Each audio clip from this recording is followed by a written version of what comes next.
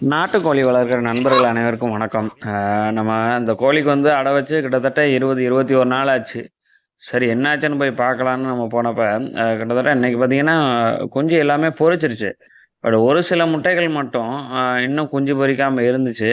அதில வந்து இந்த மாரி இப்ப நான் குலுக்கி பார்க்கறது வந்து, முன்னாடி பெரியவங்க இந்த மாரி செஞ்சிருப்பாங்க.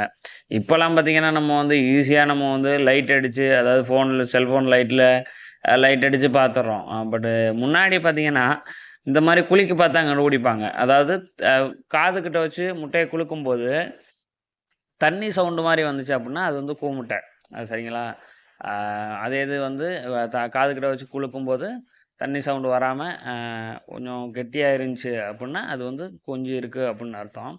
அதனால வந்து காதுகிட்ட வச்சு குலுக்கி பார்த்துட்டு, கூமுட்டை வந்து 1 முட்டை இருந்துச்சு. அத தூக்கி வெளிய போட்டு, மிச்ச முட்டைய வந்து எடுத்து வச்சுட்டு, பூட்டி வச்சுட்டேன். சரி கொஞ்ச நேரம் கழிச்சு, அ தொறந்து பார்ப்போமேன்னு பார்த்தா, ஒரு முட்டையில மட்டும் ஒரு சின்னதா ஒரு கீறல் வந்துருந்துச்சு. சரி, அப்போ வந்து இதுக்கப்புறம் இது வந்து கோழிய பார்த்தீங்கன்னா எந்திரிச்சிருச்சு. ஒரு சில கோழி உட்காந்துருந்தா தான் வந்து அது இன்னும் பொரிக்கும். அந்த வந்து முட்டை வெடிச்சு ஹீட்டுக்காக அது முட்டை வெடிச்சு வந்து முட்டை வந்து பொரிக்கிறதுக்கான வாய்ப்பு இருக்கும். ஆனா, அந்த கோழி வந்து எந்திரிச்சுச்சு. அப்ப என்ன பண்ணலான்னு பார்த்தீங்கன்னா, நானே அப்ப வந்து கையில வந்து உடைச்சு விட்டேன். அத பார்த்தீங்கன்னா, பொறுமையா தான் உடைச்சு விடணும். நம்ம அவசரப்பட்டு டக்குன்னு உடைச்சு விட்டாலும், அந்த முட்டையில உள்ள கூடு கீறி வந்து கீறல் விழுந்துச்சு அப்புட்ன்னா, கோழி குஞ்சு மேல ஏதாவது கீறல் விழுந்தா ரத்தங்கிறது டக்குன்னு வந்துரும். ஸோ, அதனால வந்து பொறுமையா அத ஓப்பன் பண்ணி விட்டேன். இத பொதுவா என்ன செய்வாங்கன்னா, இந்த இன்குபேட்டர் மூலியமா வச்சு வளர்க்குறவங்க பார்த்தீங்கன்னா, இப்படித்தான். அவங்க நெறைய அடிக்கடி வந்து இந்த மாரி முட்டைகள வந்து உடைச்சு விட்டு தான் அவங்க வந்து பண்ணியே ஆகணும்.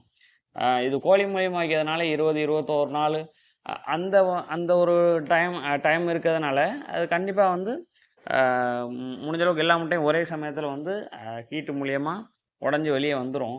பட் இன்குபேட்டர்ல வைக்கிறவங்களுக்கு வந்து ஒரு சில நாள் அந்த மாரி நெறைய ப்ராப்ளங்கள் வரும். அதனால தான் நெறைய இறந்து போறதுக்கான வாய்ப்பு இருக்கும்.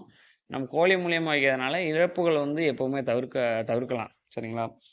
அதுக்கப்புறம் அந்த கோழி குஞ்ச வந்து எடுத்து, இந்த கோழி குஞ்ச வந்து நம்ம கோழிக்கு கீழ விட்டோம் அப்புட்ன்னா, சில நேரம் மிதிச்சு அது இறந்து போறதுக்கு வாய்ப்பு நெறையா இருக்கும்.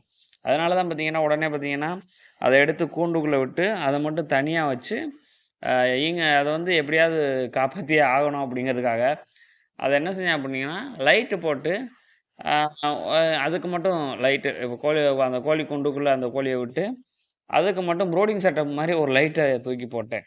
ஏன்னா, அப்பதான் வந்து அதுக்கான ஹீட்டு கண்டிப்பா கிடைக்கும் அப்படிங்கிறதுனால, நம்ம ரிங் டைப் வச்சிருக்கோம்.